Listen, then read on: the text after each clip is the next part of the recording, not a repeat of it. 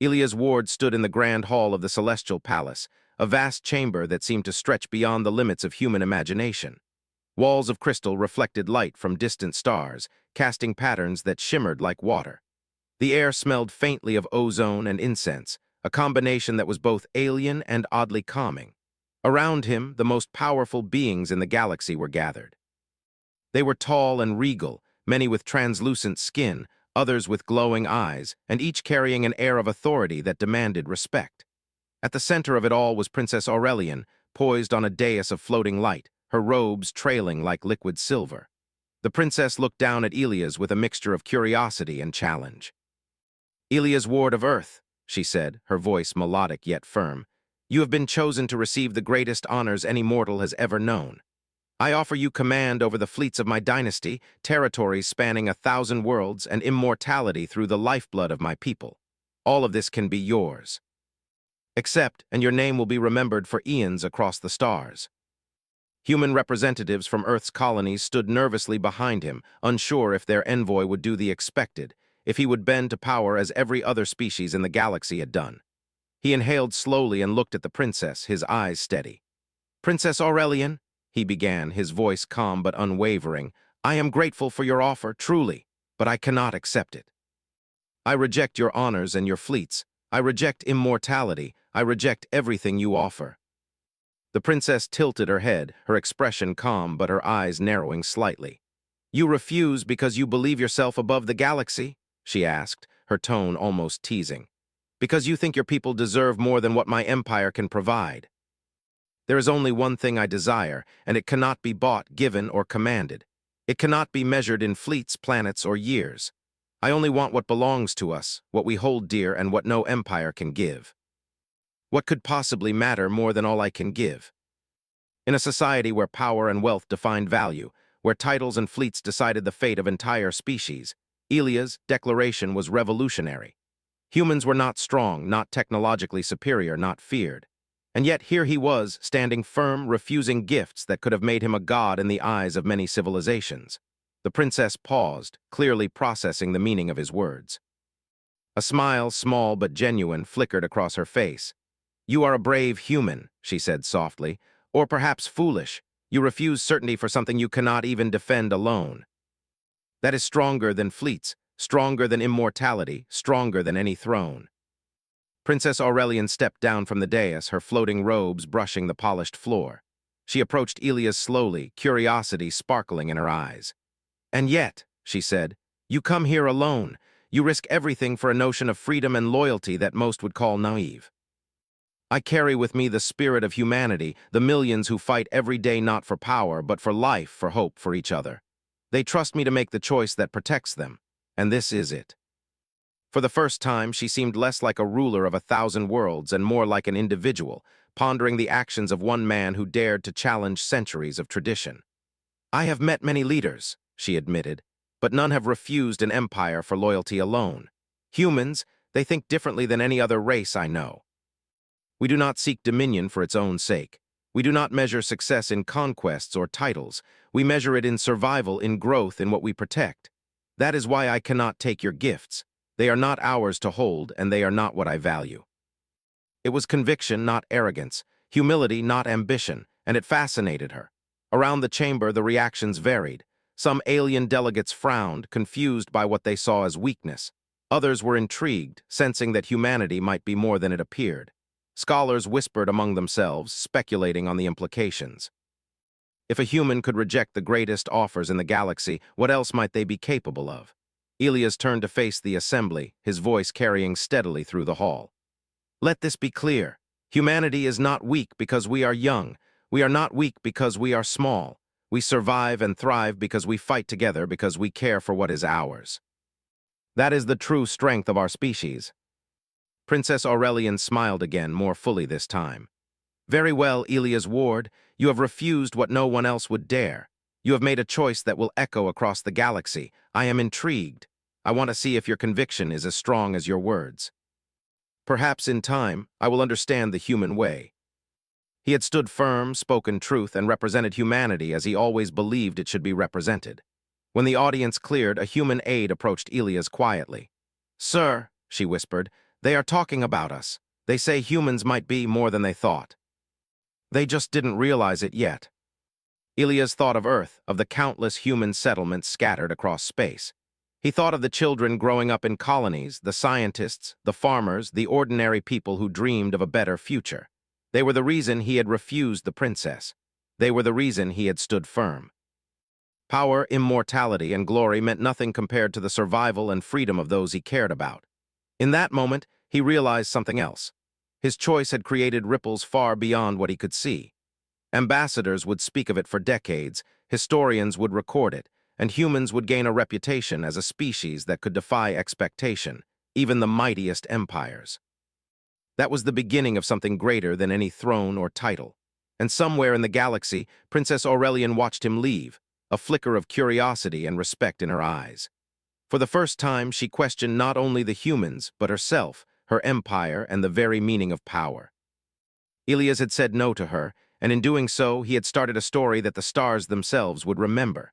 The future was uncertain, as it always was. But for the first time, Ilias felt that humanity's place in the galaxy was not defined by what others offered, but by what they chose to hold dear. And that, he knew, was a power no empire could ever take away. The echoes of Ilias Ward's refusal still resonated across the grand hall of the Celestial Palace when he returned to the human enclave. The corridors were quieter here, less adorned but filled with warmth, a stark contrast to the cold elegance of the imperial palace. Human aides and representatives hurried past him, carrying messages and supplies, their faces a mix of concern and pride. Word had already spread among the colonies that Ilias had refused Princess Aurelian's offer, and now every human on the enclave waited to see what the next move would be. Ilias walked through the corridors, taking in the familiar sights of humanity's outpost. The modest living quarters, the small gardens growing alien and earth plants side by side, the children running with laughter and curiosity. Here, in this ordinary place, he felt the weight of his responsibility settle more heavily than in the palace. He had made a stand, yes, but standing alone was easy. Standing for millions of humans scattered across the galaxy was far more complicated. In the command center, Ilias met with Commander Lyra Tan, his second-in-command, a brilliant strategist who had been with him since the first human colony ships left Earth decades ago. Lyra's face was tense and her eyes glimmered with both fear and determination. "Sir," she began, "the conquered delegates are confused. Some are impressed, some are offended, and some are planning. They are watching us closely. If we are not careful, this could turn into a threat they decide to eliminate. Let them watch, let them wonder. That will be our advantage. They do not understand humans, and they never will if they see only what they expect. We will show them our strength quietly, not with fleets, but with unity. They care about what we can offer them." Data streams flowed like ribbons of light, showing human settlements scattered across multiple star systems. Some were mining outposts, others were research stations, still others were agricultural colonies ensuring the survival of their home world. Every report indicated life as usual, but Ilias knew that the whispers of his refusal would reach these colonies soon. Some might fear retaliation from the princess's empire. A message arrived, encrypted but urgent. Ilias activated it, and a voice from the outer colonies filled the room. "Commander Ward, this is Colony Sigma-7. Reports indicate unusual movements from nearby conquered patrols. They are asking questions, probing for weaknesses. Colony security advises caution. Do not engage unless necessary. Observe, record, and report. Remember, we do not fight unless we must protect ourselves. Our strength is in our adaptability and cooperation, not in provoking others. Others may question your decision." She had witnessed many beings in her life, some brilliant, some cruel, some loyal, but none had rejected power so completely. Her advisors urged her to consider this an insult or a challenge to the empire, but she saw something different. There was an authenticity to Ilias, a principle that made him unpredictable and fascinating. She decided to see for herself what kind of people these humans were. Disguising her presence, she traveled in a small shuttle toward one of the nearest human colonies, Sigma-7, where reports of human life were abundant. The colony was small, nothing like the grand cities she was accustomed to, yet it pulsed with energy. Humans moved with purpose, spoke to one another with warmth, and laughed even while facing the hardships of survival. Children played near gardens, elders tended to growing plants, and workers coordinated efficiently, even when resources were limited. Aurelian observed quietly, hidden among the trees at the colony's edge. She saw humans arguing, but their disagreements never escalated into violence. She saw humans helping one another, even when it cost them time or energy. She saw humans risking themselves to save others, sometimes for strangers they barely knew. The princess was struck by how different these people were from any species in her empire, where every action was measured for advantage, where loyalty was earned only through obedience. Back at the human enclave, Elias held a council with representatives from several colonies. The room was crowded with men and women of various ages and backgrounds, all gathered to discuss the recent events and the potential threats from the conquered. Despite their fear, there was a sense of pride in the air. Humans had survived countless challenges across the stars, and now they were witnessing their envoy stand up to one of the oldest empires in existence. "We must prepare for scrutiny," Elias said. "The conquered will test us and some may try to manipulate us, but we will not bend. We will not fight unless necessary. Our goal is simple: protect our people and our way of life. That is our strength." Many humans see power as safety. Rejecting the princess may frighten them. "We rely on each other." Some leaders laughed at the humans' audacity. Others began to wonder if there was something deeper about this species, something that could not be measured in fleets or planets. The conquered sent envoys to observe human colonies quietly, studying their behavior, their coordination, and their resilience. For the first time, humans became the subject of curiosity rather than contempt. In one remote colony, young engineers worked to repair a damaged energy grid caused by a meteor storm. Despite the challenges, they collaborated seamlessly, improvising solutions with materials at hand. Their supervisor, Tara Min, called out instructions, guiding the team while laughing at a joke a worker made. "Humans are remarkable," she said aloud, almost to herself. "We endure, we adapt. We survive together." Back at the human enclave, Elias received reports of minor incursions from conquered scouts, testing the colony's defenses. Some scouts tried to provoke reactions, while others merely observed. Humans responded strategically, not with aggression but with preparation. They reinforced communication lines, coordinated supplies, and ensured that every colony knew it could rely on the others. Lyra looked at Elias, her expression mixed with pride and awe. "Sir, they expected us to falter. They expected fear. Yet the humans are holding firm. Your example has inspired them. We will endure not because we are stronger than others, but because we are stronger together." They had crossed the void on fragile ships, and now they faced scrutiny from one of the greatest empires in existence. And yet he felt hope, because he knew the human spirit was resilient, adaptable, and united. The princess, watching from afar, realized that the humans' refusal was not a challenge or a rebellion. It was a declaration of identity. They were not pawns, nor were they subjects. They were a species that chose their path, no matter the risks. She felt a strange respect growing for Elias and his people. In the days that followed, small communications trickled between the princess and Elias, subtle exchanges of information and observation. Aurelian asked questions not to manipulate, but to understand. She sought to learn what humans valued, how they thought, and why they stood firm when offered everything. And Elias, ever careful, responded honestly, showing the principles that guided humanity without revealing weaknesses. The galaxy watched. Some species laughed, some feared, some wondered. But one thing was certain: humans had made their choice, and it was a choice that could not be bought or coerced. They had shown that freedom, loyalty, and unity were more valuable than any empire's rewards. Elias knew that challenges lay ahead. The conquered would test humanity further, and dangers were inevitable.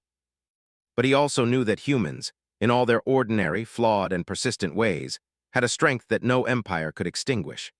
Their courage came not from power or technology, but from their hearts, from their refusal to yield what they held most dear. And so, as the twin suns of Sigma-7 dipped below the horizon, casting golden light across the human colony, Elias Ward smiled quietly. Humanity had chosen its path. The galaxy had been warned, and the story of a small, resilient species that refused a princess's empire was only beginning.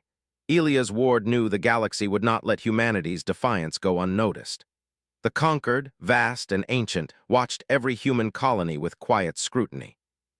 At first, the pressure was subtle. patrol ships circling nearby systems, minor inspections of trade routes, and careful questions sent through diplomatic channels. Yet humans noticed the difference immediately. The scouts did not act with open aggression, but their presence reminded every colony that the galaxy's eyes were upon them, testing their resolve. Ilias convened another council in the human enclave, this time joined by representatives from outer colonies, communication flowing in real time across hundreds of light years. The human leaders were anxious, some even fearful, but Ilias remained calm. "They are probing us," he said, pointing at the map of nearby systems where conquered patrols had been spotted. "Some will test our defenses, some our patience, and some our unity. None of them know humans well. That is our advantage. We will show them what they cannot measure." "What do we do?" They explained their mission, their route, and their purpose. The patrol officers were taken aback. They expected fear, submission, maybe trickery, but the humans answered with honesty and confidence. They had nothing to hide, and their unity was evident. Ilias smiled at the report. "See, Lyra, they are learning what humans have always known. Courage is not always loud or violent. Sometimes courage is simple, to act with truth and to stand firm together." Yet humans did not panic. They observed, adapted, and prepared. Instead of responding with aggression, engineers devised new systems for early warning, farmers reinforced storage for emergencies, and scientists created contingency plans for energy and water shortages. In Colony Sigma-7, Tara Min led a group of young engineers repairing damaged communication relays. The conquered patrols had disrupted transmissions, testing the colony's ability to stay connected. Tara encouraged her team with a smile. "We can do this," she said. "They may have ships and weapons, but we have brains, teamwork, and determination. That is more than enough." "What if they attack?" She noted their laughter, their arguments, their mistakes, and their acts of kindness. What struck her most was not their technology or efficiency, it was their loyalty. Humans cared for each other even when it was inconvenient. They risked themselves to save others, and they celebrated small victories as if they were great triumphs. Aurelian began to question her own empire's methods. In her world, obedience and hierarchy were paramount. Loyalty was earned through service to the state, not given freely. Humans had no empires to serve, no titles to gain, yet they were fiercely committed to one another. Their society, disorganized as it seemed, had a strength that no fleet could measure. Back at the enclave, Ilias monitored the conquered patrols with Lyra and other officers. "They are testing more colonies," Ilias said, his voice steady. "Expect minor conflicts. Watch for mistakes, but do not react unless necessary. Every human colony must remain calm, united, and adaptive." "Notify the colony," he instructed. "Prepare defenses, but do not provoke, observe, adapt, outlast." Lyra shook her head in amazement. "Sir, they expected chaos, panic, or negotiation. They did not anticipate organization. That is extraordinary." Envoys arrived at human colonies under the guise of diplomacy, but in reality they sought leverage, information, and weaknesses. They questioned engineers, farmers, scientists, and even children. Yet humans answered honestly, shared knowledge, and demonstrated competence without arrogance. They did not need to intimidate. Their unity spoke louder than fleets. Princess Aurelian, observing from afar, began to realize something profound. The humans' refusal of her empire's gifts was not a rebellion or a childish mistake. It was a declaration of identity. They valued connection, survival, and freedom over power and titles. They measured worth differently. And in doing so, they had created something her empire could not understand: respect without fear, influence without force. In one particularly tense moment, a conquered patrol attempted to blockade a trade route between two human colonies. The humans did not panic. Engineers rerouted energy flows to power alternative routes. Farmers redistributed resources to maintain stability. Scientists adapted communication systems to bypass the blockade. When the conquered sent messages demanding compliance, the humans responded calmly, clearly explaining their needs and their coordination. Ilias watched the reports and allowed himself a small smile. They will never learn what humans are if they rely on old measures of power. We are not the strongest species, but we are the most connected, the most adaptable, and the most resilient. That is our true strength. They will underestimate us in their calculations, and that will give us an advantage. They created traps, coordinated warning systems, and devised defensive strategies that slowed the pirates long enough for reinforcements to arrive. The pirate attacks were repelled with minimal loss, showcasing human resourcefulness to anyone observing. Aurelian watched these events unfold with growing fascination. The humans' ability to adapt, to survive, and to protect one another without aggression was unlike anything in her empire. She began to respect Elia's decision, not because it was clever or brave, but because it revealed a species with values she had never encountered. Back at the Enclave, Elias addressed a council of human leaders. "We face challenges from many directions," he said. "Some are subtle, some are obvious, but we do not fight for glory. We fight to protect what matters. Every action we take must reinforce our unity, our resilience, and our commitment to each other. That is what will carry us through." They were proving to themselves and the galaxy that humans could endure without conquering, survive without dominating, and stand firm without yielding to fear.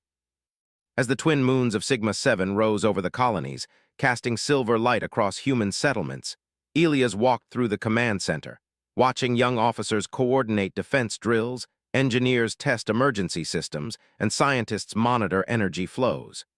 Every human was engaged, every action purposeful, every effort directed toward a shared goal. Elias realized that this was what had always set humanity apart. Humans were not perfect. They made mistakes, argued, and faced setbacks. But when faced with external pressure, they did not surrender. They adapted, cooperated, and endured. That was the lesson the galaxy had yet to learn, and the lesson that no empire could ever take away. Princess Aurelian, observing from her hidden shuttle, felt a shift within herself. Humans were not naive, foolish, or weak. They were determined, resilient, and capable of inspiring loyalty without coercion. She began to understand why Elias had refused her empire's gifts. He had chosen not power, not immortality, but the principles that defined his species.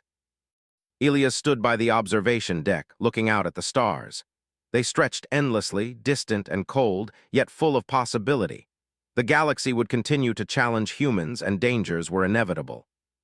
But for the first time, he felt that humanity's true strength had been recognized, not by threats nor by praise, but by the quiet acknowledgement of their courage, their loyalty, and their unity. And somewhere far away, a princess watched silently, realizing that the refusal of a single human envoy had begun to change the way she saw the galaxy, and perhaps even the way she saw herself. Humans were underestimated, yes, but that was their advantage. And as Elias Ward looked to the stars, he knew that the human story was only beginning.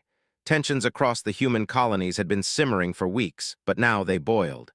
Conquered patrols were more frequent, more deliberate, and more probing. They were no longer testing. They were evaluating, searching for weaknesses, trying to find a way to force compliance. Elias Ward watched the reports from the command center, his brow furrowed but his expression steady. He knew this escalation was inevitable. They had refused the princess's gifts, and any species, no matter how patient, would eventually try to assert authority over humans. The colonies were alert. Communication relays were running at full capacity, allowing leaders and engineers across multiple systems to share updates in real time. In Colony Delta 9, workers reinforced critical infrastructure, anticipating possible disruptions from conquered ships. In Colony Gamma 4, scientists prepared energy shields to protect the habitats. Despite the tension, the humans remained calm. Fear existed, of course, it was natural, but it never dictated their actions. Elias gathered a council of human leaders via HoloLink. "They are stepping up their tests," he said. "We expected this. Our response will not be panic or aggression. It will be preparation, adaptation, and support. Every colony must be ready to help the others. Communication, resource sharing, and cooperation will be our defense. If this continues, humans may start to fear open conflict." Her curiosity about humanity had shifted to something more profound. She had spent days observing Sigma 7 and other colonies, seeing humans live, laugh, and work together. Unlike the hierarchical societies of her empire, humans did not follow orders blindly. They questioned, they argued, but they acted as one when it mattered. Aurelian decided to visit another colony, this time in disguise. She arrived at Colony Delta 9 just as workers were preparing for potential sabotage. She walked among them, noting their coordination and their calm approach to problem-solving. A group of young engineers were improvising a repair on a damaged energy conduit, while older mentors guided them patiently. One of the engineers, a young woman named Nira, explained her process aloud as if teaching an invisible audience. "We use what we have," she said. "We make sure the energy flows stay stable even if some conduits fail. We rely on each other. Alone, any one of us would struggle. Together, we can do almost anything." That simple phrase, "together we can do almost anything," summed up humanity's strength in a way that no fleet, weapon, or empire could. She realized that Elias had not refused her gifts out of pride or foolishness. He had refused them because humans valued connection, choice, and survival above all else. Back at the Enclave, reports came in that one of the outer colonies, Theta 14, was under direct pressure. Conquered scouts had arrived, demanding access to supplies and communications. Some humans had initially feared confrontation, but Elias' presence and instructions steadied them. He activated a communication link with the colony. "Theta 14, he said, voice calm but firm, "we will not give up what is ours, but we will not provoke unnecessary conflict. Show them your organization, your resilience, and your unity. Let them see what humans are capable of without fighting. Protect yourselves, support each other. That is your strength." Humans reorganized resources, reinforced critical infrastructure, and maintained open communication channels. When conquered scouts attempted to block their trade routes, the humans adapted immediately, finding alternate paths and rerouting supplies efficiently. The scouts expected fear, confusion, or submission. They found none. The pattern repeated across multiple colonies. Humans did not react with aggression or panic. They observed, adapted, and worked together. Small acts of ingenuity, diverting energy flows, reinforcing shields, creating alternate supply routes, became symbols of resistance and intelligence. Princess Aurelian observed quietly from a shuttle in orbit. She had come to see humans not as subjects or pawns, but as a species with its own logic and value system. She noticed the minor skirmishes and delays that the conquered intended to exploit, and she saw humans resolve them without panic or cruelty. That simple ability to act calmly, to cooperate, and to adapt impressed her more than any display of force she had ever seen. She decided to contact Elias directly. Using a secure channel, she initiated a private communication.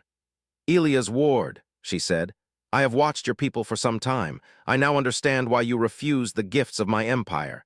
You value something that cannot be given, cannot be bought, cannot be commanded. You have principles, loyalty, and courage that surpass power itself. You are teaching me, Elias, perhaps more than you realize. Your species is unlike any I have seen.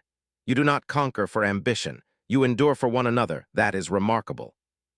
That is why we will survive, no matter the challenges the galaxy places before us." Each act of resilience was another testament to human ingenuity, proving that even under pressure, humans could survive and flourish. In one particularly critical moment, a conquered patrol attempted a sudden blockade near Colony Gamma 4. The colony's main energy conduit had been damaged in a meteor storm, and the patrol assumed humans would be forced to comply. Instead, the engineers rerouted energy, the farmers redistributed resources, and the scientists stabilized communications. Within hours, the blockade was rendered ineffective, not by attack, but by human adaptability and teamwork. Elias observed the operation through the hololink, his expression serene. They are beginning to understand that strength is not always measured in weapons or fleets. True strength is in the mind, the heart, and the bonds we share. That is what humans have, and that is what the galaxy has yet to comprehend. And that is our advantage. We are underestimated, overlooked, and dismissed, but we endure and we adapt. That is why the galaxy will learn to respect humanity, not because we demand it, but because we deserve it. She saw acts of kindness, bravery, and innovation at every turn. One small child repaired a damaged drone with a simple tool, smiling proudly as it hummed to life. A team of engineers developed a method to redirect solar energy to failing habitats, saving crops and water supplies. Everywhere she looked, humans solved problems not by force, but by thinking, cooperating, and enduring. Aurelian began to realize that Elias' refusal of her empire's gifts had been an example, not only to the galaxy but to her personally. He had chosen principles over power, unity over ambition, and loyalty over wealth. Humans embodied the qualities that no empire could replicate: courage, cooperation, and a relentless drive to survive. Back at the Enclave, Elias addressed a council of leaders once more. "The galaxy will continue to test us," he said. "They will use their fleets, their spies, and their influence, but we are humans, we are adaptable, we cooperate, we endure. Every challenge is an opportunity to prove what we value and what we protect. We do not fight for conquest. We fight for each other. As the twin suns of Colony Sigma-7 set over the horizon, casting a warm glow over human settlements, Elias looked out at the stars. He thought of Earth, of the colonies, of the people whose survival depended not on fleets or weapons, but on courage, loyalty, and ingenuity. They had faced the galaxy's scrutiny and had endured. They had proven that true strength did not lie in domination, but in connection. And somewhere far away, Princess Aurelian watched silently. She realized that humans had taught her something important. That power is not always measured in control, and that courage is not always loud. Humans survived because they valued one another, and because they refused to surrender what mattered most. Elias knew the challenges were far from over. The conquered would continue to test humanity, and the galaxy held dangers still unseen. But he also knew that humans, in all their ordinary, flawed, and determined ways, had a strength that no empire could ever break. They would endure, adapt, and inspire, not through fear or domination, but through unity, courage, and choice. And so, as night fell over human colonies, Elias Ward smiled quietly. The galaxy had begun to notice humans not as weak or small, but as a species capable of enduring and thriving in ways that no one had anticipated. And the story of humanity's resilience, loyalty, and courage was only beginning. The galaxy had begun to shift. Humans had shown the conquered that they were not a species to be underestimated. Their colonies, once considered minor outposts, now stood as examples of resilience, cooperation, and ingenuity. Elias Ward knew the tests were far from over, but he also knew humanity had proven something far greater than anyone had expected. That strength did not always come from fleets, weapons, or empires, but from unity, courage, and the courage to act according to principle. Reports flowed in from across the human systems. A conquered patrol had approached Colony Lambda 12, intending to intimidate the inhabitants. Instead, the colony had rerouted its communication systems and shared critical resources with neighboring colonies to maintain stability. When the patrol attempted to impose restrictions, the humans calmly documented their operations and sent reports directly to the conquered leadership. The result was unexpected. The patrol left without any confrontation, frustrated but unable to find weakness. Elias addressed the Council of Human Leaders, their faces tired but determined. "Every day the galaxy tests us," he said. "They expect us to falter, to react with fear, or to compromise what we hold dear. But we do not. We adapt. We endure. We support each other. That is our true strength. They can observe us, they can try to challenge us, but they cannot break what is built on unity and courage. This is not just survival. It is an example that others will see. That is what makes us powerful in ways empires cannot calculate." Every time the conquered attempted to apply pressure, the humans responded not with fear or submission, but with clever adaptation and cooperation. She reflected on Elias Ward's refusal of her gifts, the fleets, the titles, the wealth of 1,000 worlds. At the time, she had thought it strange, perhaps even foolish. But now she understood. Humans measured worth differently. They valued freedom, unity, and the safety of their people above all else. Power and status were meaningless compared to these principles. The conquered leadership convened in secret. Factions argued over how to handle humanity. Some argued for a display of force, while others cautioned patience. The humans were unpredictable. They did not act with aggression, yet they had proven their ability to endure and to coordinate. Their refusal of the princess's offers had demonstrated principles that no fleet could replicate. In the midst of this, an external threat emerged. A previously unknown faction, the Obsidian Swarm, a marauding species from the Outer Rim, launched attacks on several human colonies, seeking to exploit the chaos and take advantage of the conquered's preoccupation. The swarm was fast, numerous, and relentless. Many would have seen this as a catastrophe. Elias called an emergency council. "This is what we prepared for," he said calmly. "The Obsidian Swarm is a threat to us all. We do not fight for glory, nor do we fight to dominate. We fight to protect what matters. Every colony must cooperate. Every resource must be used wisely. Every action must be coordinated. We survive together, or we do not survive at all." Engineers developed rapid defenses, scientists modified energy shields, and farmers ensured that essential supplies reached critical locations. Communications networks coordinated every action across hundreds of light years. Small human fleets, armed with adaptive tactics rather than raw power, moved in harmony with the colonies, creating a web of protection that the obsidian swarm could not penetrate easily. Princess Aurelian, observing from her position above a nearby system, was astonished. Humans did not panic, even when facing a threat far more numerous and technologically advanced than they were. They adapted their defenses in real time, shared knowledge across colonies, and coordinated attacks with precision. Their unity was their strength, their courage unwavering. For the first time, Aurelian considered joining forces with humans, not as conquerors but as allies. She understood Elias' vision. Humanity did not seek to dominate but to endure and to protect. Their values, their ingenuity, and their loyalty made them a species worthy of respect, even admiration. The battle unfolded over several weeks. The obsidian swarm struck repeatedly, testing every colony, every fleet, and every defense system. Yet human ingenuity prevailed at every turn. A failed energy conduit was repaired in hours. Supplies diverted efficiently to critical locations. Patrol ships used adaptive formations to confuse enemy attacks. Each victory was small, but together they prevented any colony from falling. Elias watched the reports in the command center. "They will not understand humans until they see how we act together," he said. "We do not rely on fear or intimidation. We rely on each other. That is our advantage." And that is why the obsidian swarm is being repelled. They expected fear and chaos. They found coordination and determination. This is more than strategy, it is human nature. They were resilient, adaptive, and cooperative in ways that the galaxy had never seen.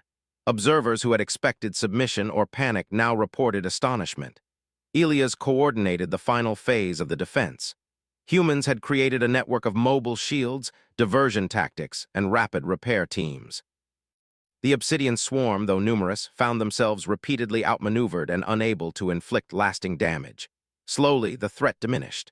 The swarm retreated, leaving the colonies intact, and humanity had endured. When the battle ended, humans celebrated quietly. There was no triumphalism, no claims of superiority. They had survived, protected each other, and proven their resilience. That alone was victory. Princess Aurelian contacted Elias directly. "You and your people have done what I never expected," she said. "You have faced a threat far beyond your size and resources, and yet you endured. Your unity, ingenuity, and loyalty are unmatched. I now understand why you refused my gifts. You value what no empire can give. The galaxy may never fully understand humanity, but I do, and that is enough." Other empires began to study humanity, attempting to understand the qualities that had allowed them to survive and endure in the face of overwhelming odds. Elias addressed the human colonies through a communication network. "We have faced tests, pressures, and threats. We have endured because we acted together, because we valued what mattered, and because we never surrendered our principles. The galaxy has watched, and they have learned. Humanity's story is not one of conquest, but of courage, cooperation, and survival. That is our legacy." Their victory was not about domination, but about resilience and unity. Every action, every choice had contributed to the survival of their species and the protection of their people. Princess Aurelian visited Elias one final time, this time openly. She observed humans in their work, their collaboration, and their joy. "I see now," she said, "that power is not always what it seems. You and your people have shown me a new way of understanding strength. It is not in fleets or titles, but in unity, courage, and loyalty. That is why we refused your offers, not out of defiance, but out of principle. That is a lesson no empire can ignore." Elias looked at the stars from the human enclave, feeling the weight of responsibility and the pride of achievement. Humanity had endured because they valued what could not be measured, because they protected what mattered most, and because they acted together. The galaxy had witnessed the strength of unity, courage, and choice. And somewhere, far beyond the human colonies, Princess Aurelian reflected on what she had seen. Elias Ward had refused the gifts of an empire, and in doing so, he had taught the galaxy a lesson it would never forget. That true strength does not lie in domination, but in the courage to protect what you value and the loyalty to endure together. The stars shone quietly, distant yet full of possibility, as humanity stood ready for whatever the galaxy would bring next. They had proven their worth, not through conquest, but through unity, courage, and unwavering principle. And the story of humans who refused power yet commanded respect was only beginning to inspire the universe.